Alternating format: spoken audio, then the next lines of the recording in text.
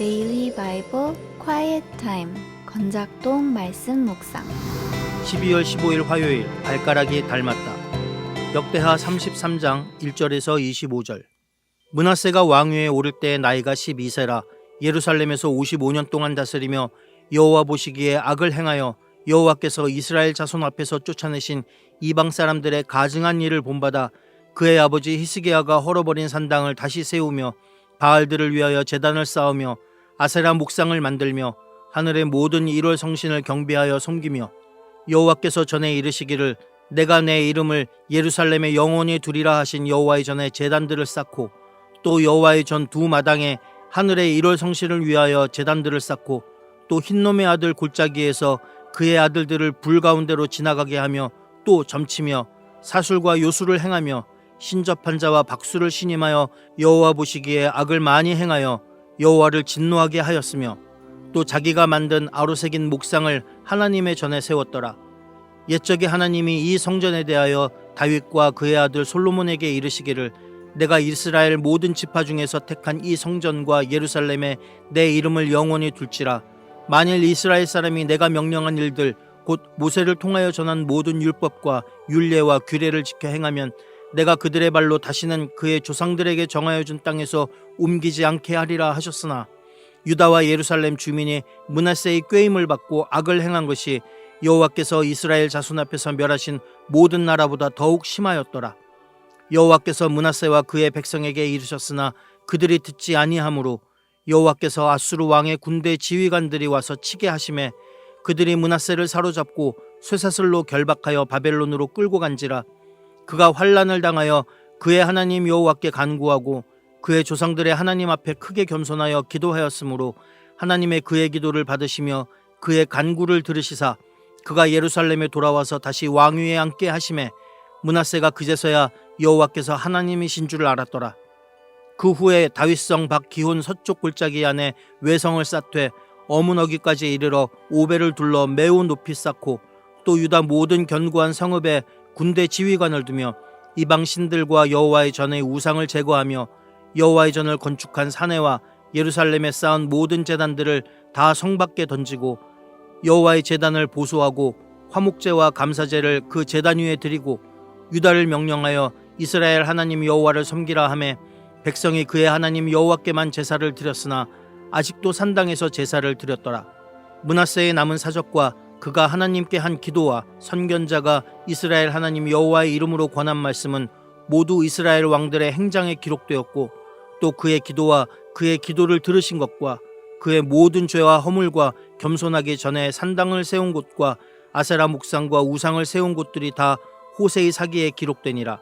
므낫세가 그의 열조와 함께 누움에 그의 궁에 장사되고 그의 아들 아몬이 대신하여 왕이 되니라. 아몬이 왕위에 오를 때 나이가 22세라.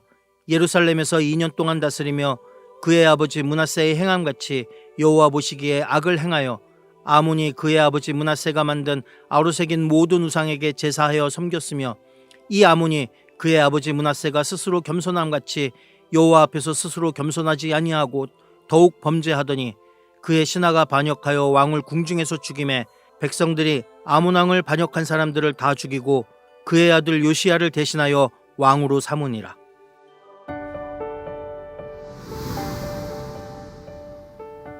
안녕하세요. 오늘 함께 말씀을 나눌 하늘뜻 담은 교회 이청훈 목사입니다. 오늘은 역대하 33장 1절에서 25절까지의 말씀으로 발가락이 닮았다라는 제목으로 말씀 나누도록 하겠습니다. 오늘 제목은 1932년 1월 동강이라고 하는 예술 잡지의 김동인 선생님의 단편소설 제목이기도 합니다. 므낫세가 왕위에 오르자 여호와 보시기에 악을 행하여 백성들을 꼬여서 모든 나라보다 더 악을 행하게 합니다. 그러니까 앞선 왕들보다 선조보다 더 악을 행하게 했다는 겁니다. 앞서 그의 아버지 히스기야가 헐어버린 산당들을 다시 세우고요.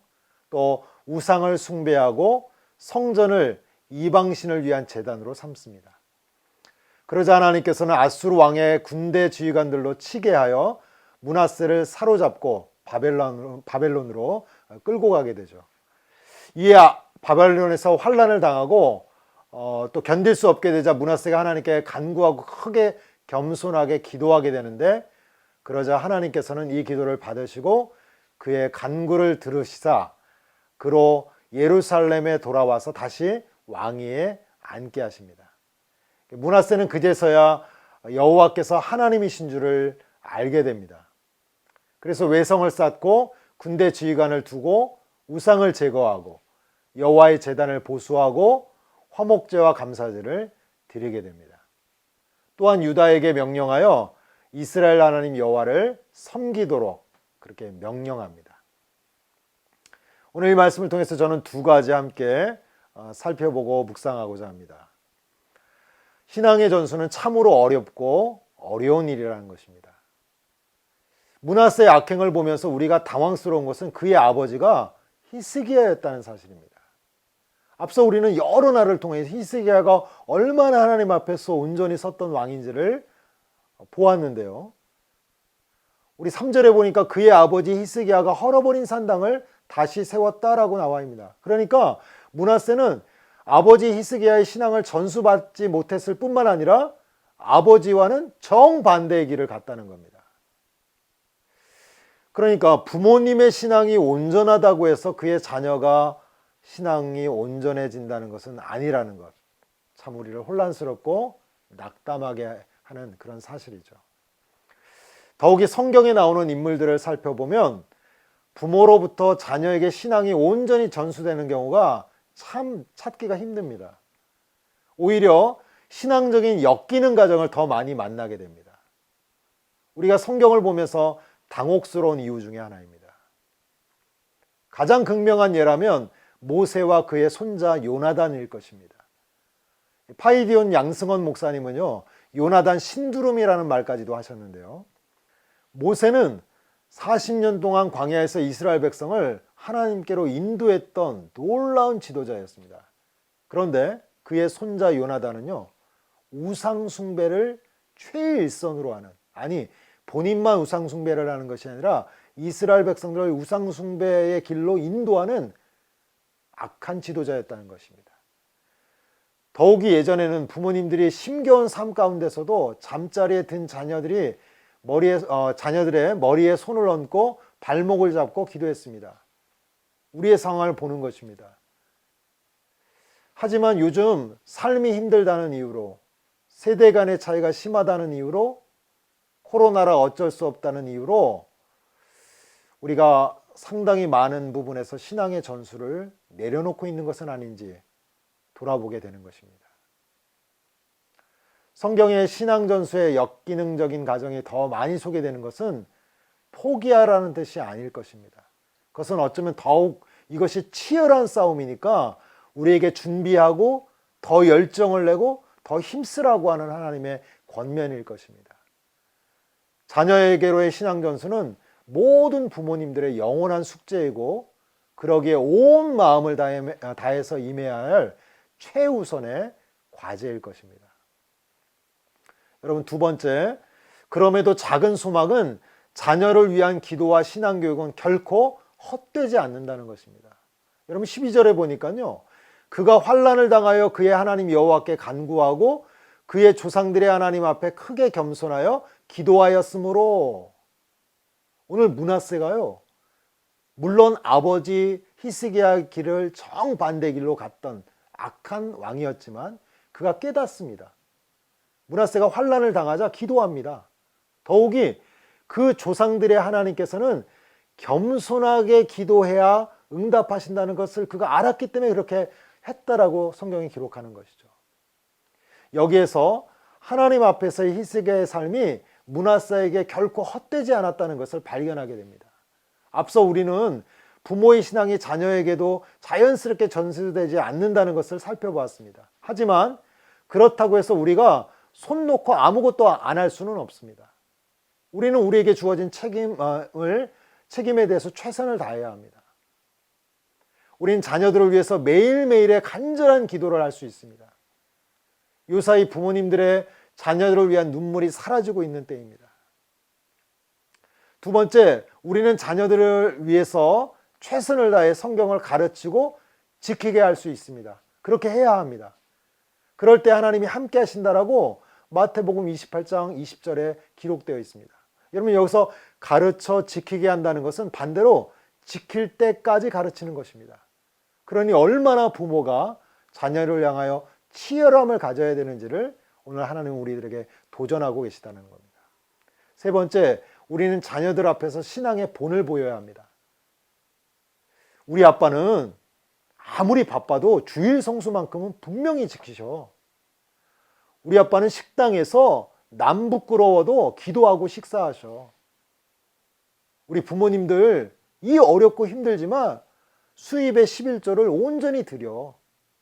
물론 앞서 말씀드렸지만 저는 11조를 숫자적인 10분의 1로 보지 않습니다. 율법적으로 접근하지 않습니다. 단지 우리가 매달마다 그리고 우리에게 있는 수입과 재산이 하나님의 것이라고 하는 그런 신앙 고백은 우리들에게 필요하다는 것입니다.